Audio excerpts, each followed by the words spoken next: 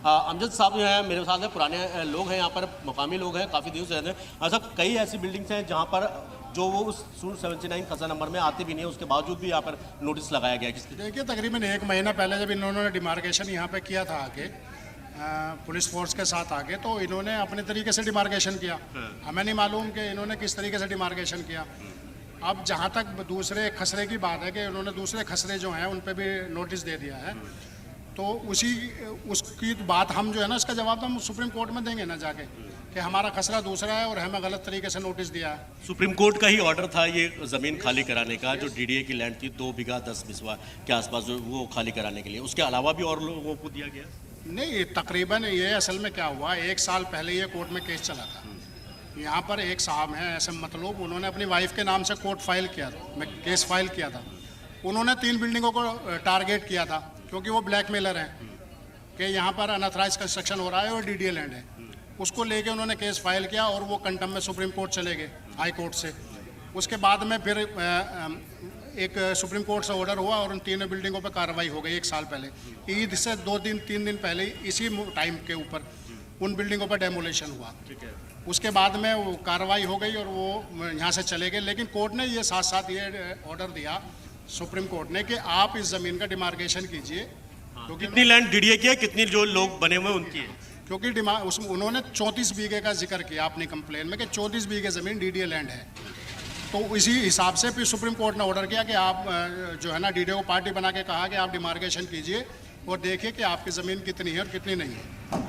तो उसके तहत इन्होंने तकरीबन 2 महीने पहले यहाँ डिमार्केशन किया। डिमार्केशन करने के बाद में यहाँ का नक्शा और डिमार्केशन रिपोर्ट सुप्रीम कोर्ट में जमा की।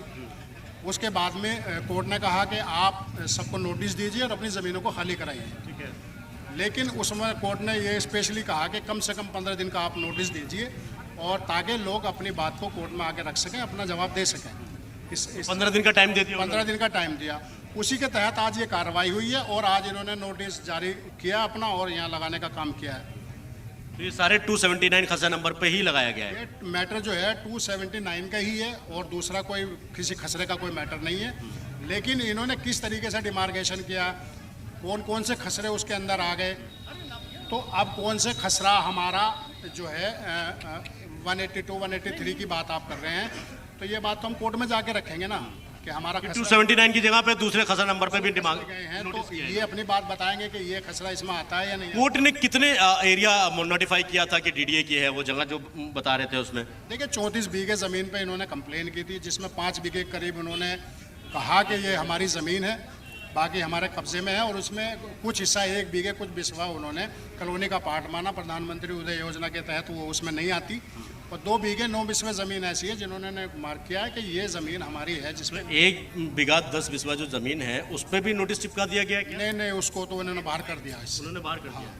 मतलब 2 बीघा 10 बिस्वा जो ज़मीन थी उसी पे ही नोटिस इन्होंने लगाया गया, जिस पे कोर्ट ने ऑर्डर किया था। इसी के ऊपर है जो उन्होंने बताया, खुद डीडीए ने जाके अपनी रिपोर्ट सबमिट की है और ये कहा कि 2 बीघे 9 बिस्वे जो है वो हमारी ज़मीन लोगों के कब्जे में है, उनको हम नोटिस देंगे। उन्हीं लोगों को तो कोर्ट के ऑर्डर पे हो रहा है ना, फिर तो ये क्लियर हो गया कि मतलब अगर उन्होंने नोटिस लगाया तो गलत नहीं लगाया। गलत सिर्फ ये है कि जो दूसरे खसरा नंबर पे लगा। नहीं, सुप्रीम कोर्ट ने कहा है नोटिस देने के लिए और 15 दिन का टाइम सुप्रीम कोर्ट ने दिया है और 3 महीने में रिपोर्ट मांगी है कि आपने क्या कार्रवाई की। 3 महीने में रिपोर्ट आपको देनी पड़ेगी। अब ये है कि सुप्रीम कोर्ट का ऑर्डर है तो उनको भी अब अपनी कार्रवाई तो करनी है, और चूंकि 15 दिन का टाइम हमें दिया है तो हम भी अपनी जाके अपनी बात रख सकते हैं वहाँ पे। हम भी रखेंगे कि क्या करना। कितने साल पुरानी कॉलोनी है ये? मैं तो तकरीबन 40 साल से यहाँ ओखला में रह रहा हूँ, तो मैं तो जब सही देख रहा हूँ इसको, उससे पहले की आबादी है। लोगों के पास 40 साल पुराने हाउस टैक्स है, 40 साल पुराने बिजली के बिल हैं, पानी के बिल हैं। तो यहाँ पर पावर टर्नी है या रजिस्ट्री है? नहीं, यहाँ ये इस आबादी में तो कुछ रजिस्ट्री भी है, पावर टर्नियाँ भी हैं। अच्छा। हाँ, चूँकि जो पुराने लोग हैं उनके पास रजिस्ट्रियाँ होंगी, हैं उनकी। लेकिन जो नए लोग आगे बसे हैं, यहाँ पे फ्लैट बन गए हैं, पहले मकान थे, तो उनके पास तो पावर टोनिया ही है। जाहिर सी बात है तनुम, देखिए 279 खसा नंबर को लेकर पूरा मामला था और 279 में 2 बीघा 9 बिस्वा जो ज़मीन थी उसको नोटिफाई कोर्ट में किया गया था और उसका नक्शा भी डाला गया था, उस पर ही कार्रवाई की गई। लेकिन नाराज़गी इस बात की है कि और जो दूसरे जो खसा नंबर थे जिनका कोई लेना देना नहीं था उन पर भी नोटिस दिया गया। इस बात की नाराज़गी यहाँ पर मेरे पास कुछ लोग और भी हैं। सवा एक चीज़ मैं जानना चाहूँगा, आप काफ़ी पुराने हैं यहाँ पर, इससे पहले भी कई बार हमने देखा बुलडोजर की कार्रवाई यहाँ पर हुई है। अब इस कार्रवाई को किस तरीके से देखते हैं, आप क्या कहें? देखिए, ये जो भी हो रहा है वो बिल्कुल नाइंसाफ़ी की तरीके से है लोगों के। अब आप मुझे बताइए, एक घर बनाने में लोगों की कमरें टूट जाती हैं और ये उस ज़माने की कॉलोनी है। मेरा तो अपना अंदाज़ा ये है कि कम से कम 100-150 साल की से पुरानी कॉलोनी रही होगी, क्योंकि हमने यहाँ जमुना को बहते हुए देखा है, यहाँ लोगों को बसते हुए देखा है। और यहाँ के जितने लोग हैं, कोई क्राइम करने वाला या कोई वैसे नहीं है, इंटेलेक्चुअल लोग हैं भाई, लोगों ने पढ़े लिखे लोग हैं इस इलाके को संवारने में। और बहुत सारे से वकील हैं, इंजीनियर हैं, प्रोफेसर हैं, और वो गैर जिम्मेदारी वाला कोई काम नहीं करेंगे कि जो और कोई भी आदमी ये नहीं कह सकता कि यहाँ गलत तरीके से हो। अब ये तो एक अभी समझ में आया कि साहब यहाँ नाला था, कि यहाँ 279 का खसरा था और इसी तरीके का, ये तो हमने कभी सुना ही नहीं था, ना कभी जाना था। आप मुझे एक बात बतलाइए, अगर लोगों को ये इस बात का इल्म होता तो वो अपना करोड़ों रुपया, लाखों रुपया, यहाँ आज की तारीख में एक फ्लैट की कीमत 1 करोड़ से ऊपर की है, वो क्यों लेते हैं यहाँ पर जाके? उन्हें तो लेने की ज़रूरत नहीं थी, ना रहने की ज़रूरत थी यहाँ पर। लोग इसीलिए तो आए थे कि भाई यहाँ सस्ती थी और लोग रहते थे इसके अंदर। और मुझे पूरी उम्मीद है कि जिस तरीके से लोग काम कर रहे हैं, और सबको इंशाल्लाह कोर्ट जो है इसमें राहत देगा, और कोर्ट को सही तरीके से हम लोग समझा नहीं पाए। अब आप लोग कोर्ट जाएंगे, इसमें हाई कोर्ट जाएंगे? कोर्ट की तैयारी पूरी हो गई है, इस नोटिस का इंतजार था। ये तो हमें पता था कि नोटिस आएगा और नोटिस आने वाला, इसके लिए एक कमेटी भी मुकर्रर कर दी गई है और वकील से भी बात हो गई। और यहाँ पर स्वाभाविक चीज़ है कि कई लोगों का ये गज़ है, जैसा कि अमजद साहब ने बताया कि कुछ लोग हैं जो अपने ज़ाती मफाद के लिए यहाँ पर इस तरीके से पिटीशन या इस तरीके से अपनी कंप्लेंट करते हैं। तो ऐसी कितनी बिल्डिंगें थी? क्योंकि 1 साल पहले भी इसी कॉलोनी में जो है बुलडोजर चला था। हाँ, तो वो भी उन्हीं की वजह से चल रहा था। ये बिल्कुल सही कह रहे हैं। ऐसे कुछ लोग हैं जो यहाँ पैसे ले लेके पनपते हैं और उन्होंने इलाके की माँ-बहन कर रखी है, और वो हम में से ही हैं। ऐसा नहीं है कि वो कोई बाहर के लोग हैं, यहाँ किसी उसके लोग हैं।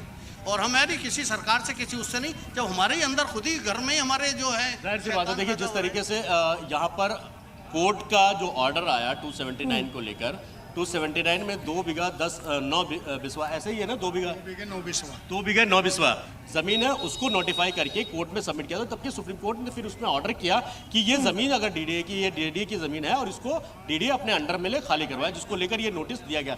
नोटिस की कॉपी एक बार मैं और आपको दिखा देता हूँ। ये तरन्नुम नोटिस की कॉपी है, जिसमें साफ तौर पर लिखा गया है कि जबकि खसरा नंबर, मैं पूरा नोटिस आपको पढ़ के सुनाता हूँ।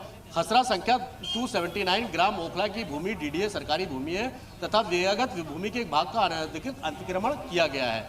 ये और जबकि माननीय सर्वोच्च न्यायालय ने MC मेहता बनाम यूए यानी यूनियन ऑफ इंडिया को इसमें पार्टी बनाया था। उसके बाद ये 7 तारीख को एक आदेश आया था सुप्रीम कोर्ट की तरफ से, जिसमें 2 बीघा 9 बिस्वा जमीन को खाली कराने के लिए कहा गया था। हालांकि लोगों को ये पता था, जब डिमार्केशन हो रही थी तब लोगों को ये मालूम था कि यहाँ पर नोटिस आएंगे, जिसके लिए तैयारी भी शुरू कर दी गई। एक कमेटी बनाई गई है, कोऑर्डिनेशन कमेटी, जो इस पूरे मामले को हाईकोर्ट या सुप्रीम कोर्ट में अपना पक्ष रखेगी और आज और कल में ये लोग सुप्रीम कोर्ट का भी रुख करने वाले हैं। दूसरी तरफ सबसे अहम चीज़ है कि मैं एक बताऊँ, इसमें जबकि इमारत संरचना PM उदय योजना सीमा के बाहर खसरा संख्या 279 गांव ओखला में स्थित एक अवैध अनाधिकृत संरचना पाई गई है।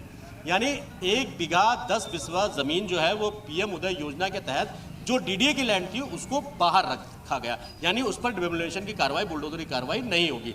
तीसरा सबसे अहम पॉइंट है, अतः अवैध अनाधिकृत संरचनाओं के संबंध में कानून के अनुसार विध्वंस की कार्रवाई करने के लिए माननीय सर्वोच्च न्यायालय के निर्देशों के अनुसरण में और कीमती डीडीए भूमि को पुनर्प्राप्त करने के लिए इस भवन की संरचना रहने वाले को नोटिस जारी करने का 15 दिनों के भीतर परिसर को खाली करने का निर्देश दिया गया है। विध्वंस कार्यक्रम को बिना किसी नोटिस के, यानी इस नोटिस के बाद दूसरा कोई नोटिस नहीं आएगा और उसकी लास्ट डेट है 11 जून 2025 बुधवार को ये यहाँ पर बुलडोजर की कार्रवाई होगी।